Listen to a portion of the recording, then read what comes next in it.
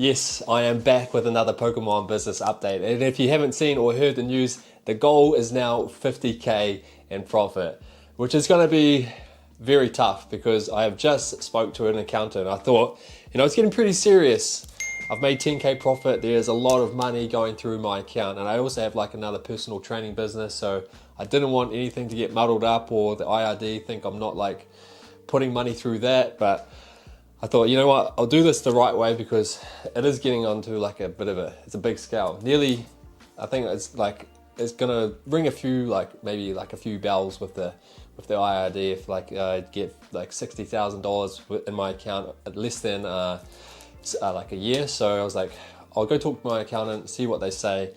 But the plan is from here is to go through all my stock and log it into an app, which is pretty much nearly already done apart from like my Japanese stuff. It can be a bit hard because it's I buy a booster box and then I don't sell the box. I like rip it open for a pack. So now I've got like X amount of packs left. So that's going to be a little bit annoying, but maybe when I just sell a whole box, I just minus the box, but figure that out as it goes. So I got to log all of that in, and then up until now, it's been a hobby.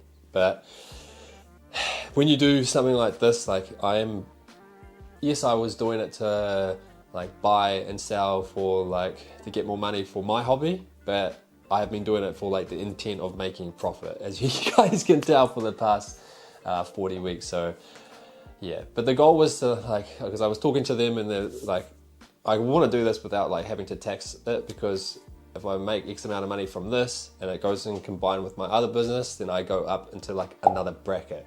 And then if I have to do like 30% on my income, then that's like 30% of my margins gone.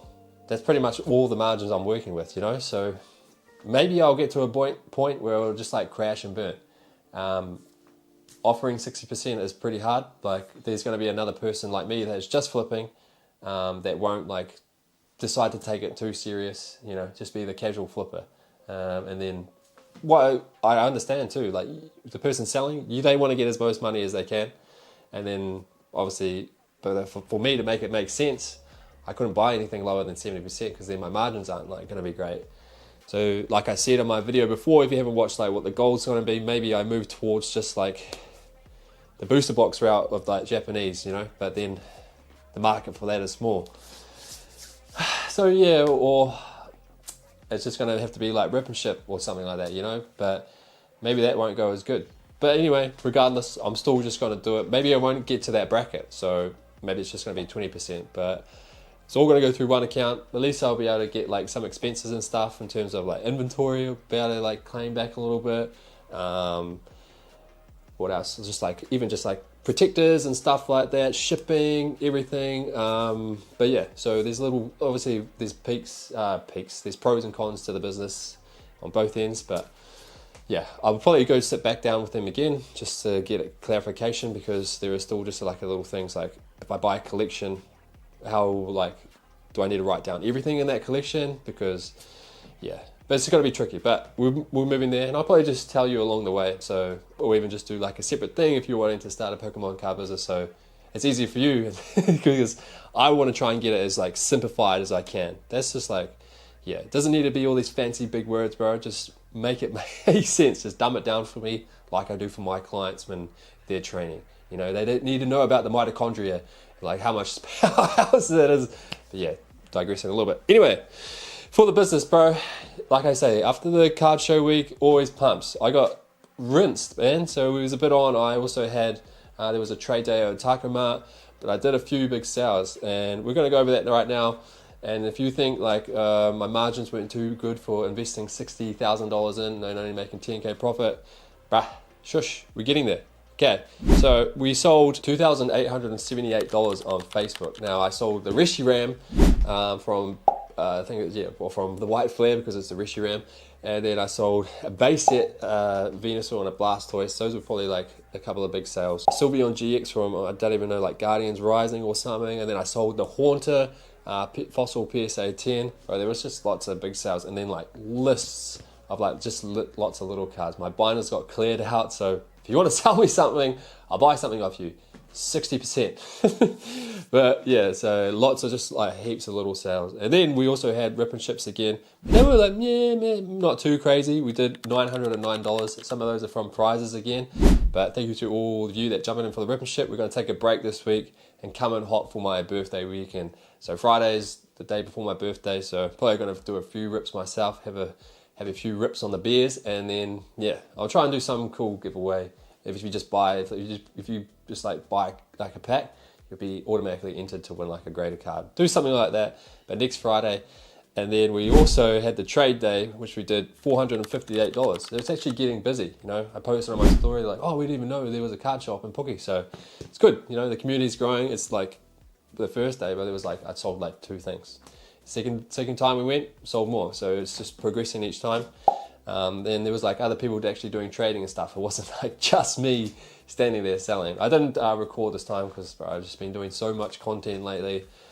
I was like, I just want to go in and just like sell and just talk to people rather than like, hey, fucking sold this for X amount of money. Yeah, so I just took a break. Next time I'll do it though. I also did some pretty good trades there too with a young fella and with Ben the owner. So I'm going to send a couple of those cards he gave me to Ace because there's just the centering is just a little bit off. So Ace is a little bit lenient.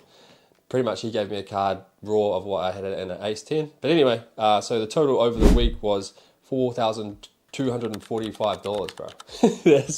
That's pretty big. The card show, bro, just got more inventory, sell it again. People still just going crazy, man, with Pokemon. It is actually pretty mental. And I've invested $1,540 into the business this week. One was from the Haunter. I just put the money in because I said at the start when I got that $6,500 collection, that's where it come from. I wasn't going to put it in, but now I did, so I need to put that money in. And then I bought a deal off Robski, and then a few like Ace Slabs and Charizard and some other, yeah. I bought my first Chinese card too. But yeah, so another like a little collection.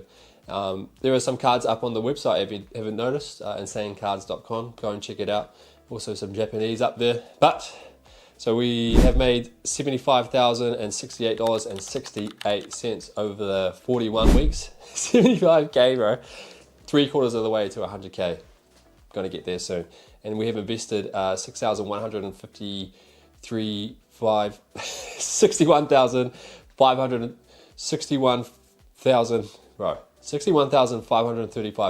into the business. I'm going to leave that in because this is what happens. I actually like say it so many times, but I'm going to leave it in.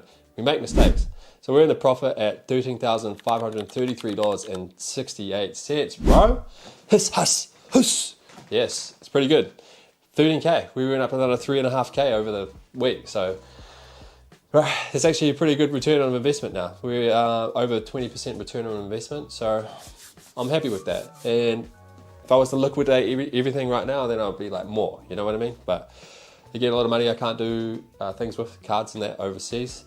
But right now, so we're starting, pretty much this is going to be like a legit, nearly, it's like this close to a legit business. So, well, it is. I'm having to, going to be taxing on it now, but it's just from now. So if I get to, it's not GST registered yet, but if I get to, I'm going to do like 6 months, we re-look at the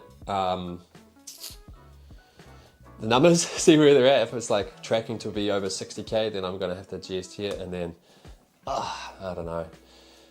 Yeah, look, I do it for a couple of years. I enjoy it. I enjoy making the content. There'll be other perks from the job, like whether I get sponsors or creating just like a bigger brand, and I don't know, make a clothing line, and just there'll be other ways to make money, you know what I mean? But obviously the cards is the main thing. But is it going to be worth it?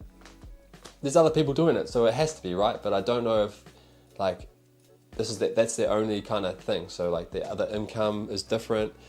Obviously there's just going to be like flippers like me that were doing the same thing. Pretty much 90% of the hobbyers, apart from like the stores and the people that maybe have websites. But yeah, I just thought, you know, I don't want to get fricked over from the IRD. I could have kept doing it, you know, might have been fine, but there'll be a point where they'll be like, where's all this money coming from? So better do the right thing just to save my ass. But yeah, if you got any tips or anything, let me know.